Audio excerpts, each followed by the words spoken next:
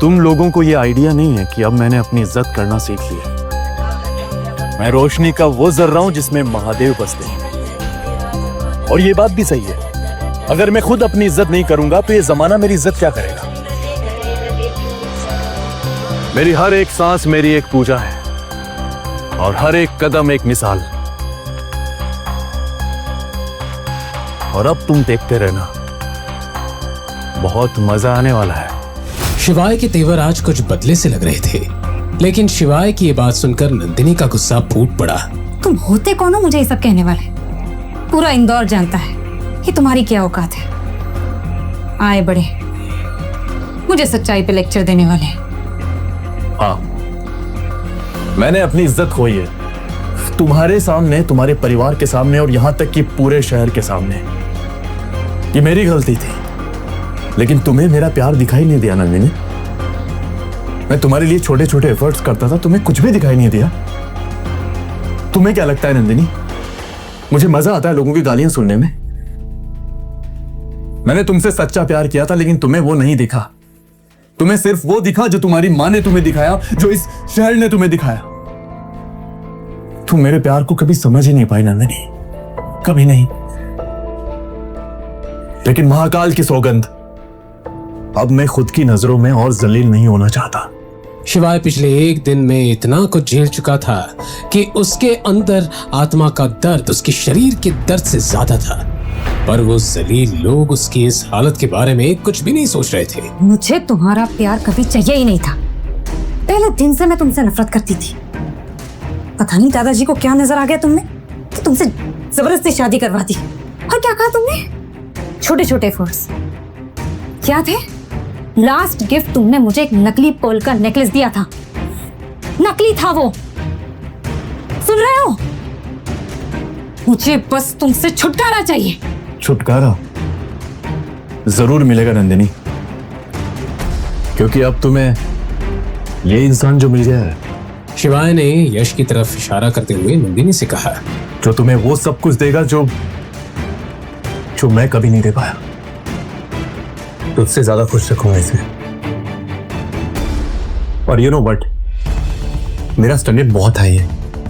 मैं तुम जैसों के मुंह नहीं लगता। अगले हफ्ते नंदिनी का बर्थडे है, देखना मैं नंदिनी की इतनी बड़ी सरप्राइज पार्टी ऑर्गेनाइज करने वाला हूं ना कि सब देखते रह जाए। तभी तीखी नोकझोंक के बीच रेखा भी वहां आ गई और नंदिनी के हाथ पकड़कर उसे अंदर ले गई। भिखारियों के मुंह नहीं लगते नंदिनी, चलो।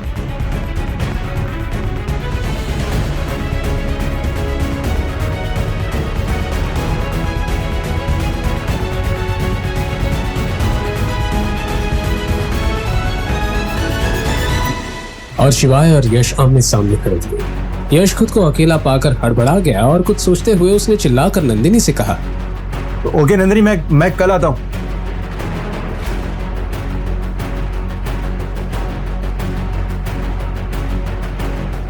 कल डिवोर्स के लिए रेडी रहना, और हाँ, अपनी बात से मगर मत जाना।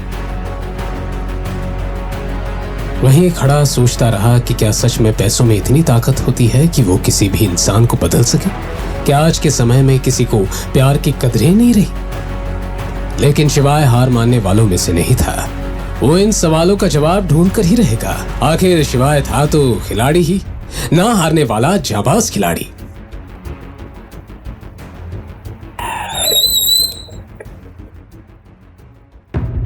शिवाय ने अपने स्कूटर को एक खाली गली में रोका।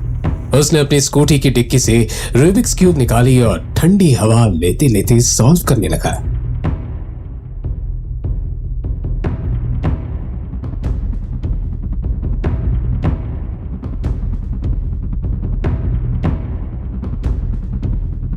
तभी उसकी आंखों में एक चमक आ गई। उसे रास्ता मिल चुका था। अपनी जेब से फोन निकालकर वो किसी को फोन करने लगा। उसने इंदौर के सियागंज में एक 52 मंजिला बिल्डिंग में कॉल लगाया था। वो दुनिया की सबसे बड़ी कंपनीज में से एक थी, जिसका नाम था Indus group. Hello, Dinesh ji से बात हो सकती है? जी हाँ, बोल रहा हूँ। शिवाय, शिवाय माहेश्वरी। हफ्ते हुए एक 50 साल के आदमी ने यह कहा। शिवाय का नाम सुनकर उसके पैरों तले जमीन खिसक गई थी। उसके सर पर पसीना चमक रहा था। दिनेश जी, आपसे एक काम था। बिल्कुल सर। लेकिन सर, इतने साल आप कहाँ थे? शिवाय की आवाज में बदलाव आ चुका था। रौबदार आवाज में उसने कहा, दिनेश जी, मुझे आपकी मदद की जरूरत है। क्या आप मुझे बता सकते हैं कि 12 साल पहले इंदौर में सेंट्रल स्ट्रीट पे जो हादसा हुआ था, किडनैपिंग वाला, उसमें शामिल वो लड़की बजाज फैमिली की नंदिनी बजाज थी या कोई और लड़की थी? सर, 12 साल पहले का इंसिडेंट का पता लगाना तो थोड़ा मुश्किल होगा। लेकिन क्या मैं जान सकता हूँ आप नंदिनी बजाज को कैसे जानते हैं? मैं नंदिनी बजाज को कल डिवोर्स देने वाला हूं और सबको बता देना कि मैं वापस लौट आया हूं। यह सुनकर दिनेश हक्का बक्का रह गया। दिनेश ने एक लंबी सांस ली। शिवाय से बात करके उसकी खुशी दोगुनी हो गई। उसने जल्दी से अपना फोन उठाया और अपने सेक्रेटरी से कहा, सुनो, कंपनी के सारे डायरेक्टर्स को बोल दो हम एक बोर्ड मीटिंग रखने जा रहे हैं और सबसे कह देना कि हमारे बॉस लौट आए हैं। शिवाय ने सॉल्व किया हुआ रूबिक्स क्यूब देखा। उसके चेहरे पर एक साफ मुस्कान थी। नंदिनी, मैं तुम्हें बहुत प्यार करता था। तुम्हें रानी बना के रखता मैं अगर तुम मेरी बात सुन लेती तो। लेकिन महाकाल की कसम, तुम्हें अंदाजा भी नहीं है कि तुमने क्या खोया है।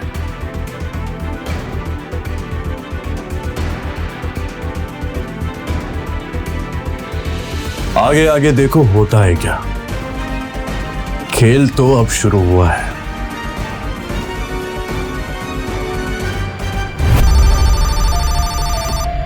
इस समय दुनिया के हर कोने में मौजूद इंडस ग्रुप के लोगों को मैसेजेस आने लगे थे। चाहे वो कहीं भी हो या उनकी पहचान कुछ भी हो, सभी को अपने फोन पर एक मैसेज मिला। मैसेज फ्रॉम इंडस ग्रुप, शिवाय माहेश्वरी इज बैक। इस हड़बड़ी में देव अंदर आया। क्या बात है? इतना हंगामा क्यों हो रहा ऑफिस में?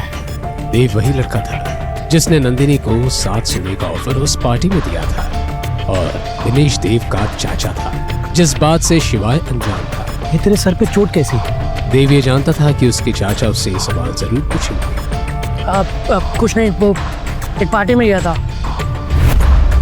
थोड़ा सा झगड़ा हो गया था। ये सुनकर दिनेश की भाव तुरंत बदल गई। नाम बोल उसका।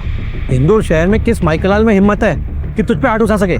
देव बताना तो चाहता था, लेकिन बताता भी तो क्या कि एक निकम्मे पति से मार खाई थी उसने। ये उसकी शान के खिलाफ था। वो एक लड़का था और उसके कुछ दोस्त थे। अकेला होता तो बताता।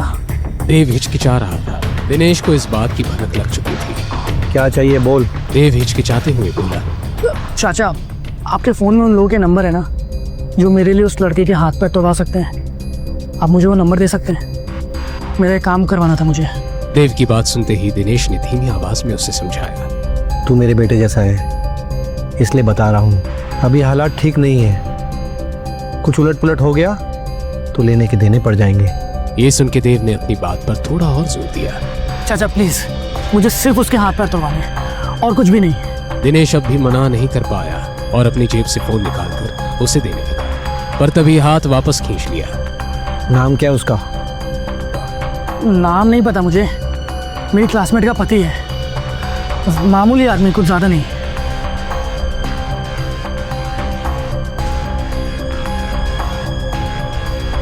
एक बात और, अगर कुछ कांड हुआ ना तो मुझसे बुरा कोई नहीं होगा। फिर याद रखना, ये चाचा नहीं होगा तेरा। देव ने ये बात समझाने का नाटक किया और तुरंत वहां से निकल गया। टांग किसे तोड़वानी है? मुझे तो उसकी लाश चाहिए। इसी सोच के साथ देव ने दिनेश के फोन से कॉल किया। हेलो, एक आदमी की सुपारी देनी है, सीधा लाश चाहिए, बदले में 20 लाख रुपए दूंगा। देव ने फोन कट किया। पुलिस से तो बच गया, अब हेडशॉट से कैसे बची? उसको क्या मालूम था कि वो किससे भिड़ रहा था। अपने कर्मों से अनजान देव मुस्कुराता हुआ वहां से निकल गया। वहीं दूर ग्वालियर राजमहल से एक गाड़ी इंदौर के लिए निकल चुकी थी। राजगुरु को उनके बॉडीगार्ड ने कहा, सर कल के सफर का इंतजाम हो चुका है, हम सुबह 9 बजे इंदौर पहुंच जाएंगे। आज राजगुरु की आंखों में आंसू थे। बॉडीगार्ड ने आंसू देखकर राजगुरु से पूछा, क्या हुआ सर, कुछ बात है क्या, आपकी आंखों में आंसू? जब से शिवाय को देखा तब से खुशी के ये आंसू थम नहीं रहे हैं। इतने सालों से इंतजार था इस पल का, 3 साल हो गए उसे देखे बिना, और अब कल उसे देखना नसीब होगा। जय महाकाल, जय महाकाल की जय।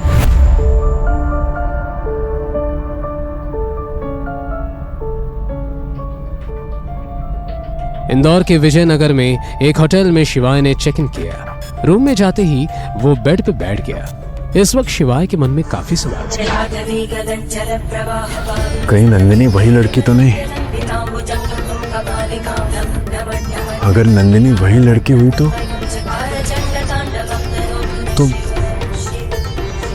कैसे अपना पाऊंगा मैं उसे?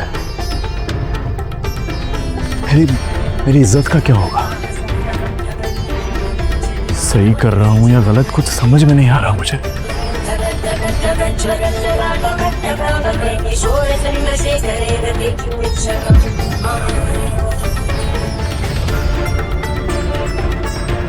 इन्हीं सवालों से परेशान होकर शिवाय ने अपनी आंखें बंद करके हाथ जोड़े।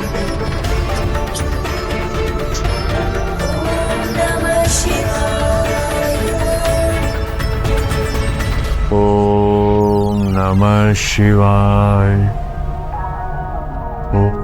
ओम नमः शिवाय, ओम नमः शिवाय, ओम नमः शिवाय।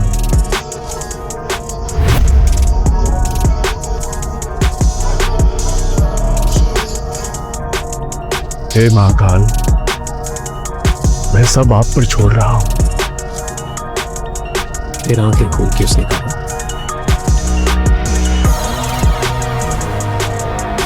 कल कोर्ट में मिलते हैं नंदिनी बजाज, तैयार रहना। क्या होने वाला था कल कोर्ट में?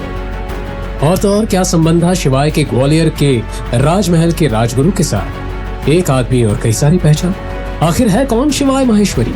और ये हेडशॉट कौन था जो शिवाय की जिंदगी में मौत का तांडव करने वाला था? आगे की कहानी जानने के लिए देखिए अगला एपिसोड सिर्फ पॉकेट एफएम के यूट्यूब चैनल पर। और शिवाय एक विनाशक के सारे एपिसोड्स को सुनने के लिए डिस्क्रिप्शन में दी लिंक से डाउनलोड करें पॉकेट एफएम ऐप।